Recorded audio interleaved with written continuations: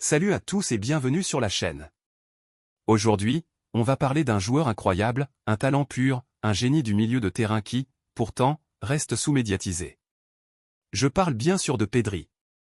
Certains disent qu'il pourrait un jour gagner le Ballon d'Or, mais on en parle trop peu. Pourquoi un joueur aussi talentueux, aussi essentiel au FC Barcelone, ne reçoit-il pas plus d'attention médiatique? Dans cette vidéo, on va revenir sur son parcours, ses blessures, sa transformation physique, son rôle essentiel au Barça et pourquoi il est aujourd'hui l'un des meilleurs milieux de terrain au monde.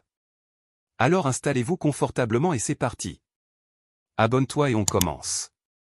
Avant de parler de la saison actuelle, revenons un peu en arrière pour comprendre comment Pedri s'est imposé comme l'un des talents les plus brillants du football mondial. Il débarque au Barça à seulement 18 ans et s'impose immédiatement comme titulaire grâce à sa vision du jeu exceptionnelle, sa technique fluide et son intelligence tactique hors norme.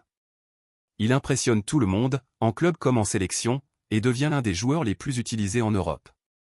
Il enchaîne un total hallucinant de 73 matchs en une seule saison, entre le FC Barcelone, l'Euro avec l'Espagne et les Jeux Olympiques.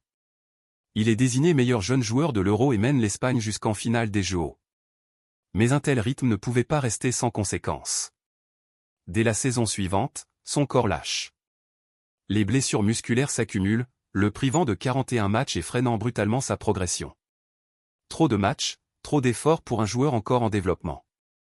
Beaucoup commencent à se poser des questions, Pedri est-il un talent fragile voué à être gâché par les blessures ou va-t-il réussir à dépasser ce problème? Heureusement, la réponse semble être la seconde option. Cette saison, Pedri est enfin régulier. Il enchaîne les matchs sans rechuter et devient un élément clé du Barça sous Hansi Flick.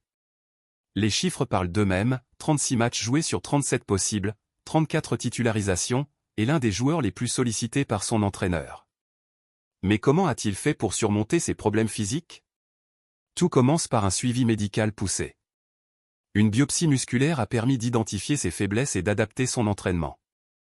Un programme de renforcement musculaire ciblé a été mis en place pour éviter les rechutes, et son corps, à 22 ans, est désormais plus apte à encaisser les efforts du haut niveau.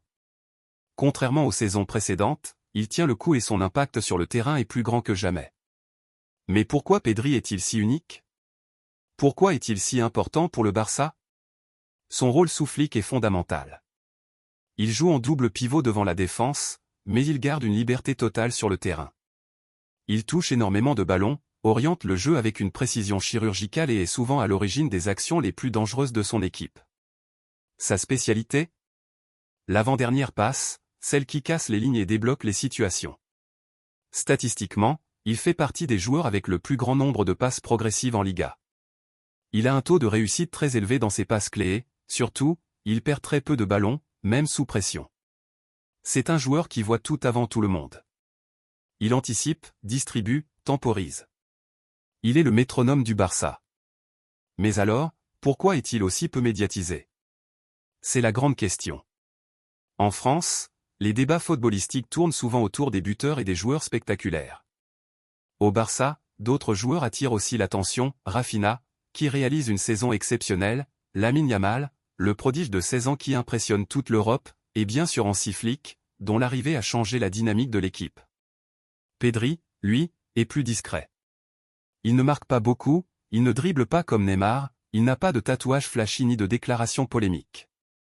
Pourtant, il est l'un des éléments les plus essentiels du Barça. Ce qui nous amène à la question ultime, Pedri pourrait-il un jour remporter le Ballon d'Or?